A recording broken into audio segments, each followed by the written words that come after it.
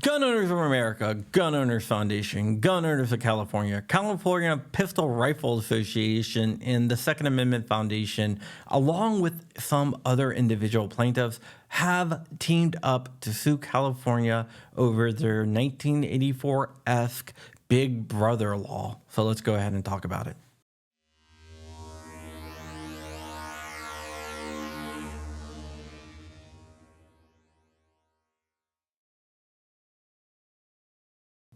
What's up, Wolverines? Welcome back to the channel. Yes, I'm filming this video yesterday if you're watching this and it doesn't come out tonight, but check this out. This is my shirt that says only Santa should make a list, and I do believe that.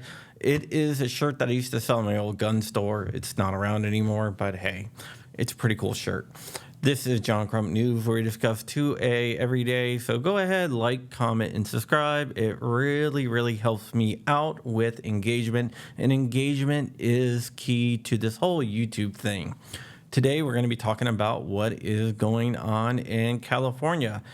If you're not aware, which I'm pretty sure you are, California is pretty damn anti-gun.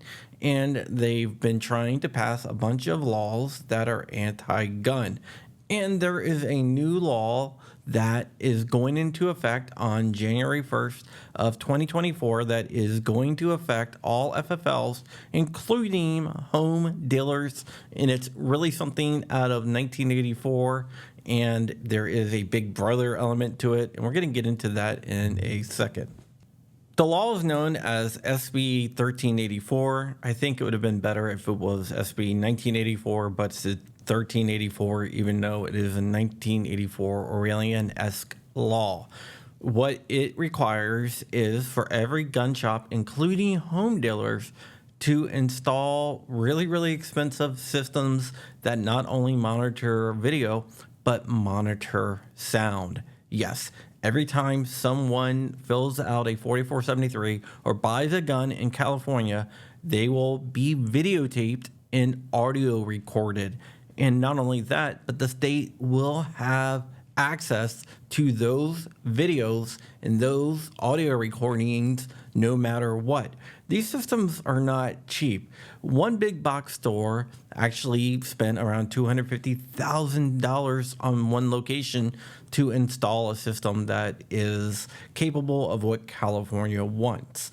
And this isn't just brick and mortar stores. This is the home dealers. So if you have a home dealership where you sell firearms out of your home, you're going to have to install cameras that not only record video, but also record all audio, and you're going to have to allow the state to have access to that. So this is a huge violation of privacy.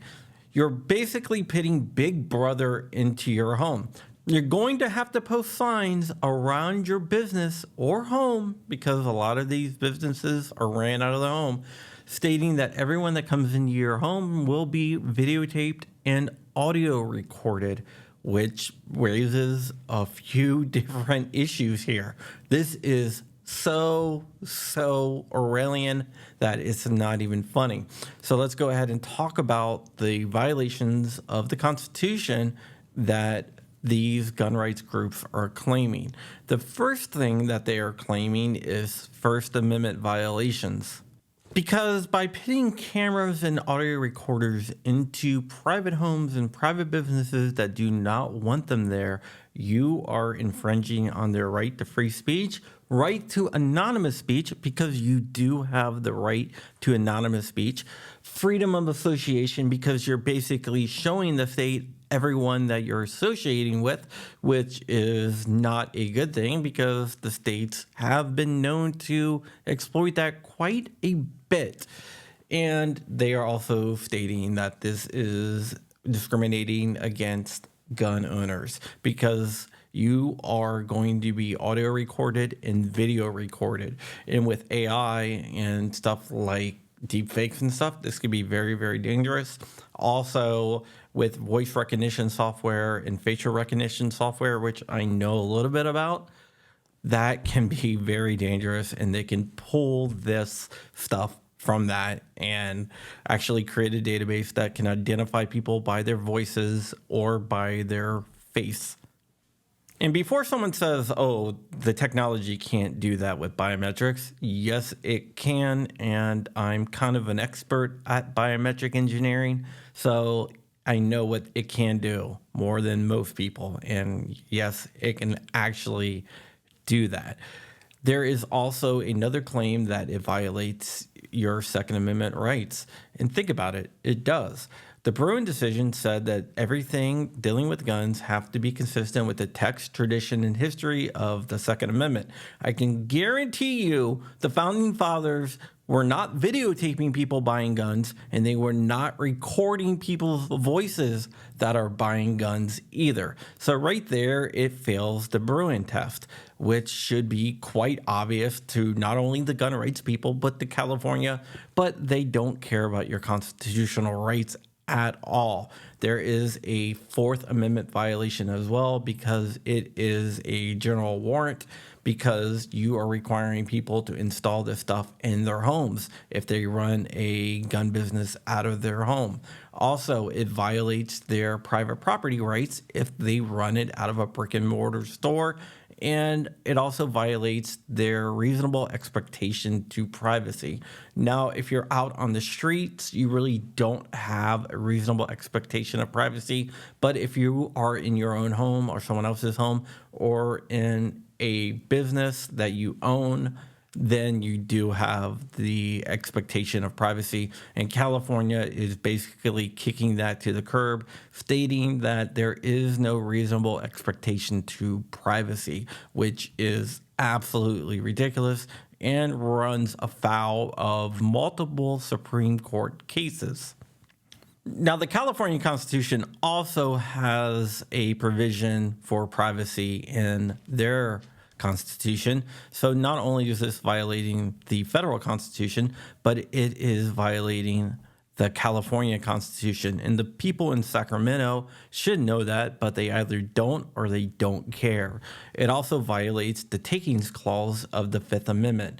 The Takings Clause says that the government cannot take physical presence in your home or also your business or whatever. And the government is taking a physical presence in your home or business, depending on where you do your gun deals at. So if you run it out of your house, they're taking physical presence in your home. If you run it out of a brick and mortar store, they're doing the same thing, because that is your store that does not belong to the state, and they're not compensating you for using any of that physical space. Yet that is exactly what California is doing. There's also a little issue that California is a two-party state, and according to this law, all phone calls must be recorded. So unless you pick up the phone and say, you consent to being recorded if you're talking to me, then you're going to run afoul of California's wiretap laws. There's two different types of states. There's one party state where only one person needs to know they're recorded on a phone line. And there is a two-party state where both parties need to know that they are being recorded, or it violates state wiretapping laws. Think about when you call up a 1-800 number or whatever, and they say, this call may be recorded for quality assurance purposes. That is basically because they might be located in a two-party state, and you have to inform the other party that they are being recorded. Like a lot of people, businesses have ditched landlines for cell phones. And with a cell phone, it's not as easy because you can't play a pre-recorded thing every time you pick up the phone. And especially for people that run their businesses out of their homes, a lot of those people use cell phones as well. So basically, anyone that owns a gun store is going to have to practice picking up the phone and saying, you are being recorded, which is absolutely ridiculous. The point of this law is to make it expressly, prohibitively expensive to run a gun store. They want to cut down on the number of gun stores. Just like we are seeing in California with gun instructors, they are trying to do the same thing with gun stores, by making costly regulations. See, these anti gun states and these anti gun politicians and groups have been losing so much that they need to find another way to attack your rights. And they are doing this through trying to make it very expensive to start a gun business or to acquire firearms. Because even if it doesn't put gun businesses out of business, it's going to pass the cost along to the consumers. They know that these laws are unconstitutional and they will get knocked down. But what they are trying to do is to try to stall as long as possible and try to make it as expensive as possible to do as much damage in a little amount of time as they have until these laws get knocked down. We have seen this across the country and we will continue to see this. I am very, very heartened to see so many different gun groups joining together to fight this. Second Amendment Foundation, California Pistol Rifle Association, Gun Owners of America, Gun Owners Foundation, Gun Owners of California. Those are some heavy hitters. Like I said before, these are the Avengers of the gun world. And it's a great thing to see that they are coming together and they are fighting the good fight together. Now, if we can just get some other gun groups on board, it would be freaking fantastic. Once again, I am linking the fundraiser to the Eagle Show's JSD Legal Defense Fund down below, and also the Amazon wish list for the Hoover family. So go ahead and check those out. Both are great causes, and we can stand behind each other and help each other out in our time of need. Once again, stay ever vigilant, stay ever free, keeping the fight. I haven't mentioned my book in a while. I have a book back there, Masters of Firepower. It is a great freaking book, and you guys should all buy it and read it because that would make me very, very happy. All right, guys, Wolverine's motherfucker.